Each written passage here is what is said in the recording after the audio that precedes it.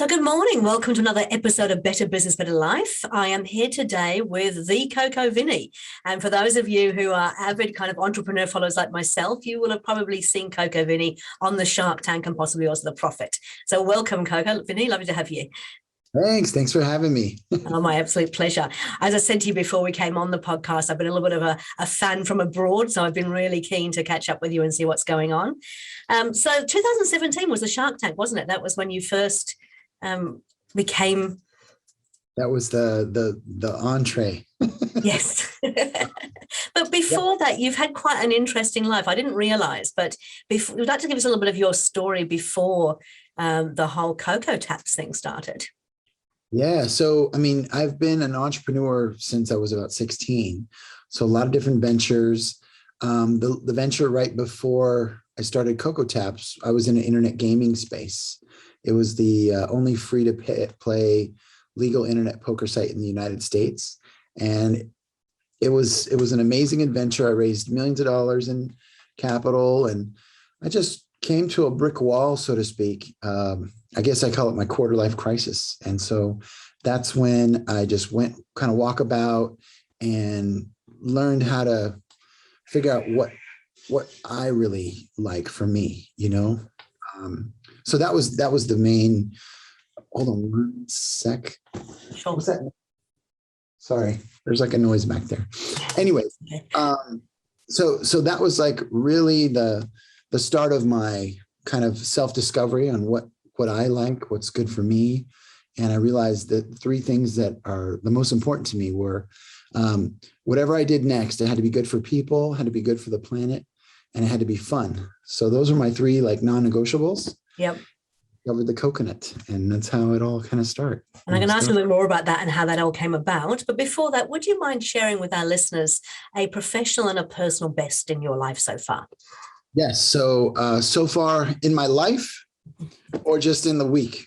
No, the whole life. Go for it. Go for gold. Okay. Well, so I would say my personal best was there's a bunch, but there's some pivotal moments where you discover your power and who you are.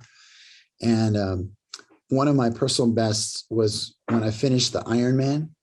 I did the half Ironman in Kona in Hawaii. That was a personal best for me, as well as a full marathon. For a big guy like myself, I'm 6'5", 300 pounds. And to do those kinds of events, those long distance events, those are big, things that teach you how you can do the impossible, so to speak. Yeah. And I'd say on a professional side, I think it's right now, Coco Taps and discovering, my true purpose and my passion and doing things like getting onto Shark Tank and all these really amazing things that are happening. So that's kind of my professional best. I think it's something that, will carry on beyond, me. I think it's just these really cool little things that I love it. So. Fantastic. And we were talking this before, and obviously you had the online gaming business, and from the outside in, it probably would look like you had everything, but it really wasn't enough. So you decided to have that hard reset, I think you called it. And then you can you tell us how you came to discover or decide to develop Coco Taps? Yeah. So, like I said, I was doing some long distance event training, the Ironman and running and everything. And everybody's saying, drink coconut water. And I couldn't stomach it. I thought I hated coconuts because you drink this packaged water and it tastes just god awful. And so I was in a meeting one day, and the people were from Indonesia, and they brought these young Thai coconuts to the table. They didn't have this yet, but they were cracked open, and I tasted it. I was like, man, this is amazing. So every day after my workouts, I had a knife and a hammer, and I was just cracking open these coconuts, drinking them after my workouts, and life was good. But 2 weeks after this process, the knife I was using belonged to my stepdad, and I ended up breaking the knife and messing it up. And I didn't know it was a very prized possession of his. So I thought it was unmarked. I thought it was just a knife I could just go get. Well, he bought this knife in Germany 20 years ago. It was a big deal. And so it was a mess because my mom was like, he's mad, you broke his knife. So that's where it started. And I was like, well, I can't be the only jamoke sitting here, breaking knives, almost cutting their fingers off on coconuts. So that's where it all started. And I said, why don't we just take the top of a water bottle and somehow get it into a coconut? That was the idea. That's how it started. And then, of course, it grew significantly, and you were in all of the restaurants, all of the hotels. Where can we find Coco Taps? I mean, in the US, it's about all over, isn't it? It's expanding. We're opening up 2 more territories this next year in 2022. Our international footprint's probably going to be another year after that. Yep. But we have a machine coming out that will go in all the bars and restaurants. It's a fully automated coconut cocktail machine. So you'll put the raw coconut in, it'll laser brand a logo, it'll drill a hole, and it'll even inject alcohol or juice or whatever you want into your coconut. So it's a coconut cocktail making machine. So that's our expansion plan. Those are gonna roll out everywhere. Yep. And we have some exciting things. Before we get to all that, I'll tell you about my dream, the farms. Yep. We're gonna be building coconut farms in Hawaii, Costa Rica, and even Puerto Rico, to localize the coconut supply for the United States. So that's our big vision. 10-year target is to have 1 million coconut trees planted. Oh, that is just awesome.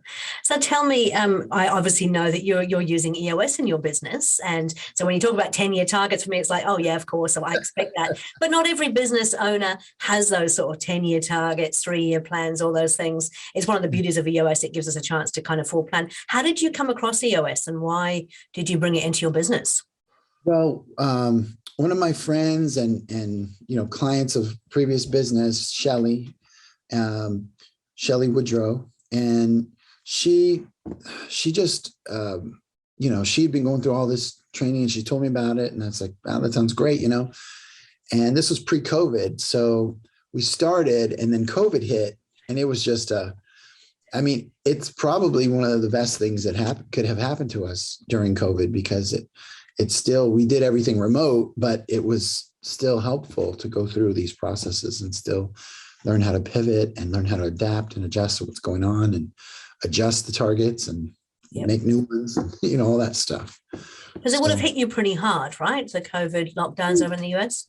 Oh my gosh. I mean, we were shut down. We probably lost 18 months of revenue. It was just terrible. So it was kind of depressing, to be honest, because we had just landed some big deals with like big cruise lines, Royal Caribbean, and things were starting to really get traction, and then zero. And that just, we did our best. We kept our whole team on payroll. Thank God we had a little bit of cash in the bank, but I just let it dwindle out and down because I didn't want, our team to suffer, just because it is what it is. So we were able to pivot a bit. We did a little home delivery service stuff. We kind of got classified as an essential business because it was like food and beverage kind of thing. So did a little bit of that, but it really gave us time to think about not just being, in the business, but getting on the business. And it expanded my horizons. I accelerated that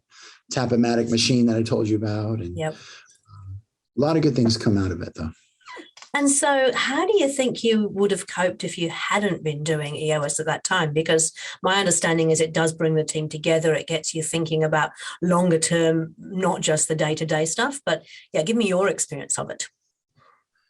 Yeah, what's neat is that a lot of people don't think long-term, but my problem is that I'm so macro a lot of times. I'm so big vision that it actually helped me bring it in.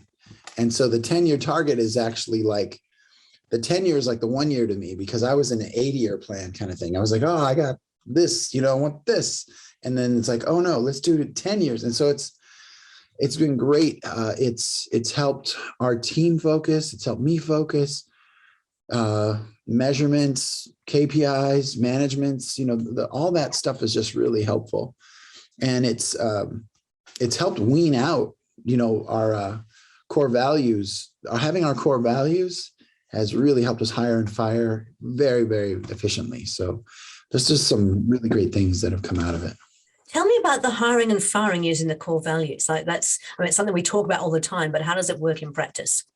What's neat is that when we run our culture so tied to our core values that we don't have to fire people. If they're not in alignment, they just go, they just self-select out. And when we are hiring, you know, we really iterate and make sure that they understand like what we're all about and what the vibe is. And so it's been really nice. We haven't had to fire anybody. They'll quit. Awesome. So, we like that, right? Yeah. It's fantastic.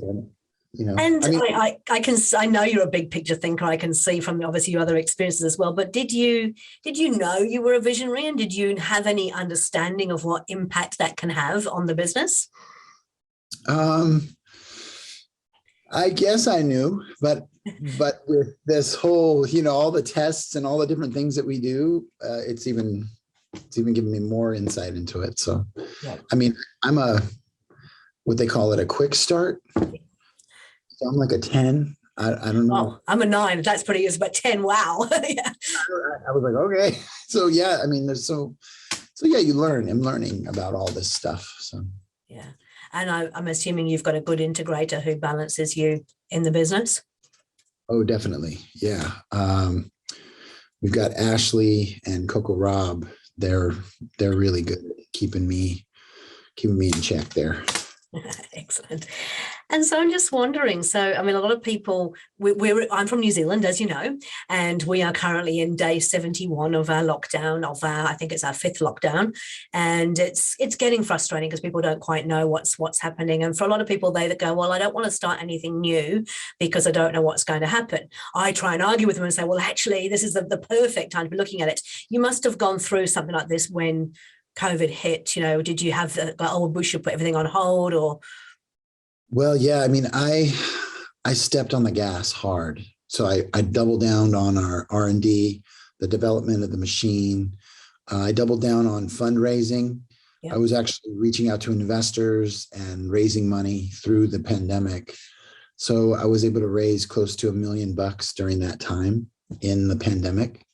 I was just hammering the phones. It's really hard to raise money though when you're having to be not in person. For me, I'm a very, you know, relationship driven person. So I like to build rapport and develop connection first before I ask people for money or anything like that. But it's challenging, but we were able to get some really good people on board. So yeah. And so the things that you took to raise the money for and that you've actually brought in place, they were part of your plan for going forward. It just got brought forward, or it gave you time to focus on it. What does that look like for you? Yeah, it gave me time to focus. And I loved I mean, not having to do anything the day-to-day, so to speak. And then I loved working on the strategic part of it. So it was tough. I was really grinding hard. And then also we went out to the streets. Like there was a lockdown, but there was people out there that were just not, you know, they started eating outside and doing things outdoors instead of being inside places. So we would go and set up our table out at the park where all those traffic was at, and we would sell coconuts out to the crowd, you know, just kind of like guerrilla street marketing in a way. That really worked. That really paid off big. We set up at the Las Vegas sign when traffic started to come back. And so that was good. But, you know, we had to get real creative. It was challenging, I'll tell you. Yeah. I've never had so many like start stops. I mean, we lost probably $2 million in business because of the pandemic, just shut down. How do you keep the team motivated through all that? Work. Yep. And just stay at it, you know, keep paying everybody. I'm sure they're very grateful for that. Yeah. They were. I mean, it's like we didn't have to do that, but they, you know, we did whatever they could see. I was doing everything I could to keep it together. So I think when you go all in and you bet all in and you just keep working, then they follow. You know, that keeps people motivated too. Fantastic. And of course, you're off on a trip tomorrow. Is that right? Yeah, I'm excited. We're going to Costa Rica tomorrow. Yeah. We are going to tour 2 different farms that we're going to potentially buy to start planting coconuts. Yep. We're excited. we're going to plant a lot of trees, a lot of coconut trees. No, that's fantastic. Can't wait to see that.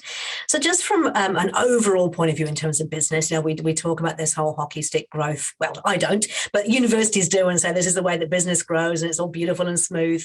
It's not like that in real life, is it? No, it's not at all. They say it takes 10 years to make an overnight success. Yeah. And I'm on year 7 or 8 right now in this venture. And honestly, it feels like we're just getting started. So I like to look long game. The biggest question that I hate being asked by investors or by anybody is, what's your exit strategy? What's your exit strategy? And I'm like, that's such a stupid question to me, because it's like, if you build something that you want and that you want to exist in the world, you don't necessarily want to think about getting out of it. It's like, I just came in. Why do I want to go think about getting out? And I think if you're thinking about getting out all the time, you lose a passion and you lose the love for the actual project. You're just thinking like a flipper or like a trader or so there's a big difference between a long-term investor, long-term shareholder versus a trader or somebody who's just trying to get in, get out, make some money, flip it out. So that's one of the things that I feel like in my life now, that I've found something that I truly enjoy and I'm passionate about, that I don't need to think about an exit. The exit will come if somebody shows up with a ginormous check. I may or may not take it, but I want to be here for the rest of my life, so to speak. Like I'm all in, so I don't need to worry about those kinds of things. And I think you mentioned at the beginning, you've got the 3 things that are really important is if you're doing what you love with people that you love, you're making a significant difference to the planet. Why would you, and you've got time still to pursue other passions, why would you actually want to exit? Exactly. Yeah. Build something with value that'll keep continuing to add value. You don't have to get rid of it. So tell me, what do you do outside of work? What are your passions outside of work? And do you find time to do those these days?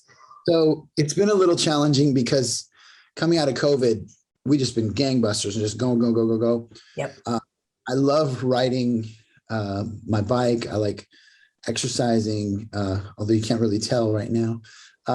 No, but I like playing a piano, ukulele. I'm just passionate about life, I guess, and just like people. I like dancing. I like singing. I like karaoke. There's so many things that I like to do. Mainly I love building businesses too. So what's been your number one challenge in the business, and how did you overcome it? Well, I wouldn't say we overcame it yet, but one of the biggest challenges in any business, but in this business, has been I'd say capital, raising enough capital. When you have something that's brand new, that's never been done, there's a lot of R&D, there's a lot of different things that you got to work on. So that's been a challenge, fundraising potentially, but we've overcome those, just meeting more people and working hard. I'd say another challenge for the business or for me personally. Either or, as both a business owner, but also for the business. Yeah. I mean, they always talk about, life balance. Mm-hmm. Like that's a fallacy. I feel like that's, if you're gonna, you hear it a lot, but if you're gonna build a business, you're gonna put it out there, things are gonna get out of balance, and you're just gonna have to work to get them. They're gonna go this way, then you got to adjust them that way. So I think that's the biggest challenge, or the thing that people have to realize if they're going to go into business. This is not made for everyone. You have to have, I tell people, you got to have really big coconuts for this game. So what do you do when you find yourself out of balance? Well, I'm with you. I don't believe that actually it's a balance, as in it comes down to, if you're doing what you love, it doesn't really matter. But that said, you've got to be doing things that you love in all areas of your life. So if you catch yourself and realize that maybe things aren't quite going the way that you would hope they would do, what do you do then? Yeah, you just, you write it down. You're like, okay, I need to do this. And you start scheduling what those little baby steps are going to be. and just start, So those are some of the things that I'm working on personally. It's like, okay, we're going to get our workouts in the morning. We're going to, put the phone away X amount of time, or you just have to really draw a line and stick with it as best you can. Nothing's perfect. You're never going to, whatever. But I think writing it down for me is helped to just get back on track. Right. So. Absolutely. Perfect. Yeah. And from a thing that you're most proud of in the current business, what is it? Oh my gosh. Well, I would say it's this tap here. Yep. So proud because it took me over 3 years to get this made. This used to be made out of plastic, and now this little tap here is not plastic. It's made out of a ocean safe, fully compostable, biodegradable corn material. Corn material, yeah. This makes us full zero waste. So we could grind this up. We could bury this in the backyard. Yep. If it ends up in the ocean, or, this coconut is yard waste. So we can literally use all of this again and grind it down and make other products. So I'm very proud that we got our patent on this.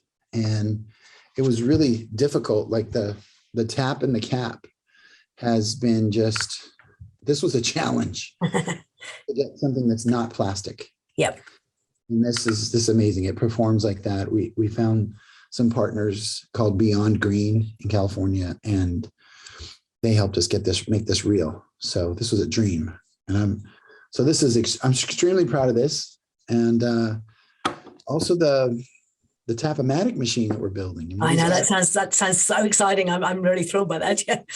Flow through, and then we make them real, and I'm like, oh my God, so that's it. That's what it's all about. So. Yeah. Fantastic. Hey, for the listeners listening in, they're generally business owners themselves. They may feel like they're hitting the ceiling or coming up against some challenges. What are the 3 sort of top tips that you would give them for having a better business and a better life, for that matter? Well, not taking anything too seriously. I say every setback is a setup for a comeback. Yeah. So that's my big thing, is like, even failure is not a person, and it's just a moment, and you can change that moment. Yep. and just keep going. Don't stop, keep going. Don't give up. Just, what is it? Like I said, anything worth stressing over is not worth it at all. I just really don't, you just got to keep things in perspective. Life is short anyways. None of us are getting out of here alive. Some of us haven't, with all this pandemic stuff and just all the things going on, like, I think that's what I'm so passionate about, just spreading some happiness, some joy, some Coco love, something that, what, I love this business because it's like, I tell my team sometimes, because we get stressed. I say, look, guys, it's just coconuts. Nobody's right? It's just coconuts. Like, let's just keep it in perspective, keep it in check. So that's it. You got to laugh and you got to have fun, is whatever you can do to keep going on. To keep on. That's what I try to do. Have you got any favorite, books or podcasts, TED Talks that you highly recommend? So lately, I haven't been consuming much of anything. I've just been going, but I've read Napoleon Hill, Think and Grow Rich a lot. Yep. Some of the staples. I have a hard time reading. True story. If I read a physical book for more than 15, 20 minutes, I kind of zone out and I'll almost fall asleep. But I try to listen to audiobooks or different things. I got through the whole Shoe Dog book recently, which is the Phil Knight Nike story. Oh yeah. Good book. Inspirational. Good. Yeah. Yeah, very inspirational. I mean, to each his own. I kind of feel like I'm making a book. I have a really good story to tell in this whole process of things that I've done and adventures that I've been on. All the bad things that have happened to me in my life are going to be an amazing story because we've overcome them. Yeah, I completely agree. I look forward to reading that book. What about, this is me sort of using my little EOS hat, what's your favorite EOS tool? EOS tool? Mm-hmm. My favorite EOS tool. I would say my favorite one that we sometimes miss is our level 10s. Okay. Our L10. That tool is just really good to keep everything, on track, or to realize that you're off track. Yeah. That's one of my favorites that we do weekly, Yeah, I've seen it makes such a big difference to client meetings. Yeah, even from the beginning, it can actually change a business, I think. Yeah. Okay, so this is an international podcast, although it's mostly based in New Zealand and Australia. But if somebody wanted to get in contact with you and find out more information or ask you a question, how would they get hold of you? So you can, I'm on Instagram and Facebook and Twitter, CocoVinny, CocoVinny, Yep. As well as cocotaps.com. I'm pretty easy to get a hold of. If you just Google CocoVinny, you can catch me pretty easily. I'm pretty active, responsive. You are wonderful. In fact, the reason that we got introduced was through Shelley, having talked to her early on the week, and she said, "Oh, you must speak to CocoVinny." I think I sent you a LinkedIn message, and you came back almost immediately, which was fantastic. So thank you for that. Really appreciate it. In terms of just finishing off, just paint for me the picture. What's this going to look like in another 3 years' time when you've done your 10 years? Well, so the most exciting thing is that we're going to have these beautiful agritourism resorts in Puerto Rico, Hawaii, Costa Rica, where people can come, kick their feet off, have a coconut, get tapped in, tap into nature, tap into life, the simple kind of life. So we're gonna allow people to sponsor a tree with us. So every tree that we plant is going to sequester 80 pounds of carbon out of the air. So over 25 years, each tree will sequester 1 metric ton of carbon out of the air. So it's a major impactful project for us. So we're going to be in our cocoa bungalow, spreading the cocoa love, all the restaurants, resorts, cruise ships, theme parks, everybody's going to get involved. And we're all going to help make this world a better place by building soil, creating healthy food, air, and water. So that's the dream. The Coco dream is real simple. Excellent. I can't wait to come and be part of it. Hey, look, CocoVinny, it's been absolutely delightful to finally get to meet you after following you all these years. And thank you for your time. Really, really appreciate it. Keep up the great work. And I'll look forward to the day that over this side of the world, we also get our own Coco Taps. If I get all locked in, I'm going to come and visit. I swear I will. And, please. We'd love you to. Yeah. Say hi to Ellie there on the little elephant in the room. You need to come and say hi to Ellie. Absolutely. Hey, look, thank you so much for your time. Really appreciate it. We'll talk again soon. Take care. Thank you. Cheers.